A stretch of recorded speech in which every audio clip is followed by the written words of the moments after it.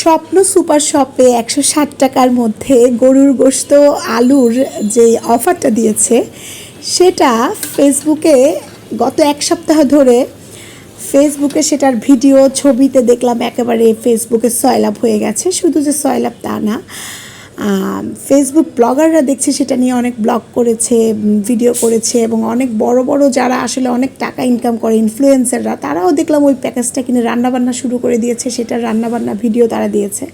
তারা কিন্তু অনেক বড় বড় ব্লগার, তাদের কাছ থেকে 160 টাকা এই প্যাকেজ রান্না করবে এটা আসলে আশা করিনি। তারপরে যেটা দেখলাম, আমি মেট্রো ট্রেন থেকে নেমে আমি দেখলাম যে যেহেতু আমার বাসা কাজীপাড়ার সামনেই স্বপ্ন সুপার শপ, একদম মেট্রো ট্রেন স্টেশনের সাথেই হচ্ছে স্বপ্ন সুপার শপ।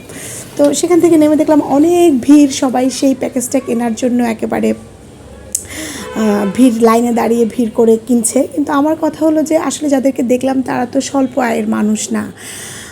যদি এটা স্বল্প আয়ের মানুষের জন্য ব্যাচেলরদের কথা চিন্তা করে তাহলে এটা খুবই ভালো উদ্যোগ।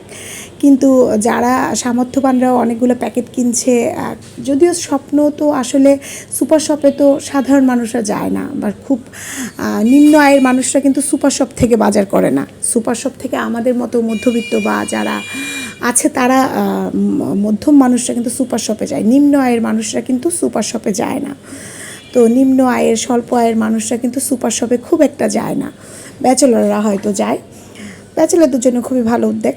কিন্তু ব্লগাররা যেটা করেছে সেটা দেখে কিন্তু আমি আসলে একটু অবাকই হলাম। এত বড় বড় ইনফ্লুয়েন্সার তারা সেই 160 টাকার এই 200 গ্রামের এই মাংস আলু দিয়ে কিনে এনে রান্না করছে, এটা আসলে মেনে নেওয়ার না। তাদের ব্লগ ভাইরাল করার জন্য তারা এইটা রান্নাবান্না করতেছে।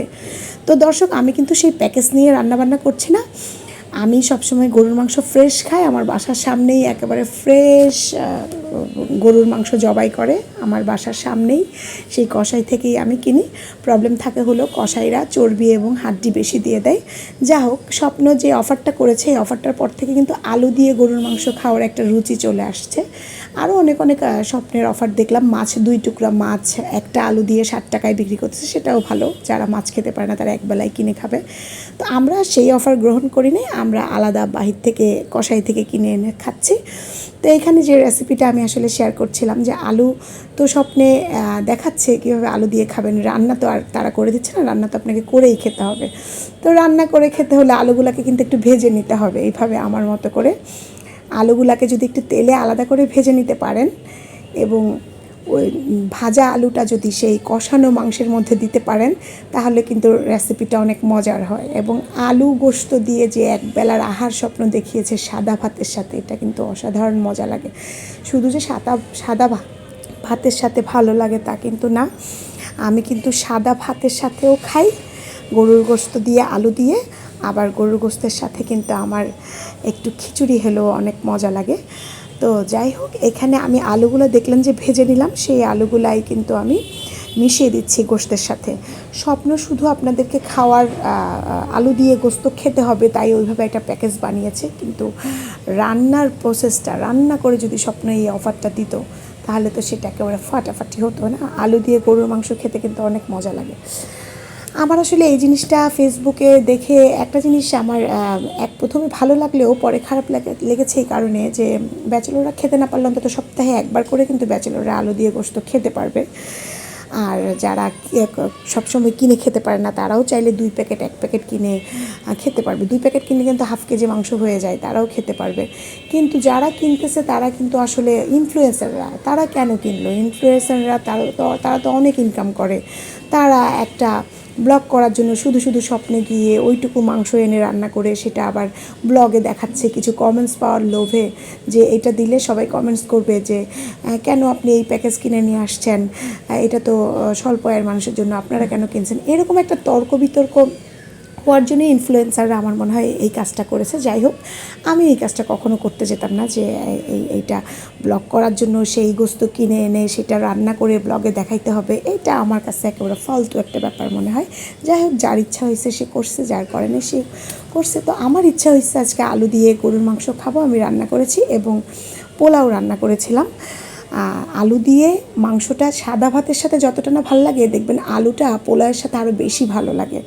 পোলাওয়ের মধ্যে আমি বেরেস্তা ছিটিয়ে দিয়েছি, আর এর মধ্যে আমি কথা বলতে বলতে দেখলেন পুরো রেসিপিটা কিন্তু দেখিয়ে ফেলেছি কিভাবে আলুটা অ্যাড করতে হবে, একটু ভেজে নিয়ে তারপর গরু গোস্তের সাথে দিয়ে তারপর মিশিয়ে নিতে হবে। একটু ভাজা জিরার গুঁড়া ছিটিয়ে দিলে, গরম মশলা ছিটিয়ে দিলে সেটা খেতে আরও বেশি মজা হয়। রান্না করতে করতে আমি আমার একদম চারপাশে ঝোল টোল ছিটিয়ে অবস্থা খারাপ করে ফেলেছি।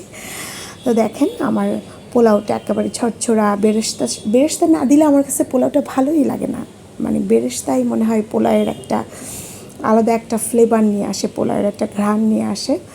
ঝরঝরা এই পোলাওটা আমি আমার এই ব্লগে এইখানের এই যে পার্সোনাল ব্লগ করি, এখানে আমি ফুল রেসিপি দেখাই না, কারণ এটা তো আসলে আমার রেসিপির ব্লগ না। আমার রেসিপির জন্য আমি আলাদা একটা পেজ খুলেছি, বাংলা ফুড স্টাইল। যারা ফুল রেসিপি দেখতে চান, মানে শুধু পুরো রেসিপিটা কীভাবে কতটুকু রসুন দিলাম, কতটুকু পেঁয়াজ দিলাম, কতটুকু মরিচ দিলাম, তারা আসলে বাংলা ফুড স্টাইল পেজটা যারা ফলো করেন নাই তারা ওই পেজটা ফলো করে রাখবেন প্লিজ। আর রান্নাটা আপনাদের সাথে শেয়ার করতে আমার অনেক ভাল লাগে। আপনারা কি গরুর গোশতের হাড্ডির সাথে আলুটা পছন্দ করেন? আমার কিন্তু অনেক ভাল লাগে হাড্ডি মাটি দিয়ে রান্না করতে। এখানে মাংসের পরিমাণ বেশি, একটু হাড্ডি না থাকলেও ভাল লাগে না। তো আমি এখানে মাংসের মধ্যে একটু বেরেস্তা ছিটিয়ে দিচ্ছি। মাংসের মধ্যে বেরেস্তা ছিটিয়ে দিলে একটা সুন্দর ফ্লেভার আসে, মজা হয় সেটা খেতে অনেক। বেরেস্তা একটা ঘ্রাণ আসে, ভালোই লাগে। যারা স্বপ্নের প্যাকেজ গ্রহণ করতে পারেন নাই, কোনো প্রবলেম নাই। এলাকায় যেখানে গরুর কষাই, যেখানে গরু জবাই করে, সকাল সকাল গিয়ে ওখান থেকে ফ্রেশ মাংস নিয়ে আসবেন। নিয়ে এসে মাসে 2বার 3বার 4বার ব্রয়লার আর পাকিস্তানি চিকেন খাওয়ার চেয়ে কোনো মাসে ব্রয়লার চিকেন বাদ দিলেই কিন্তু গরুর মাংস খাওয়া যায়, কারণ ব্রয়লারের দামও কিন্তু কম না। পাকিস্তানি কক কিংবা কি বলে লাল মুরগি, সেটার দাম কিন্তু কম না। তো সবাই চাইলে কিন্তু ইচ্ছা থাকলে গরু মাংস খেতে পারে, যদি মুরগির মাংস কোনো একদিন বাদ দিয়ে সেই টাকায় গিয়ে কিন্তু আপনারা সেই টাকা জমিয়ে রেখে 2 সপ্তাহ মিলে কিন্তু 1 সপ্তাহ খেতে না পারলে 2 সপ্তাহের মুরগির টাকা দিয়ে কিন্তু গরুর মাংস চাইলে খেতে পারেন, যারা পছন্দ করেন আলু টালু দিয়ে খেতে। আমার তো খেতে অনেক ভালো লাগে।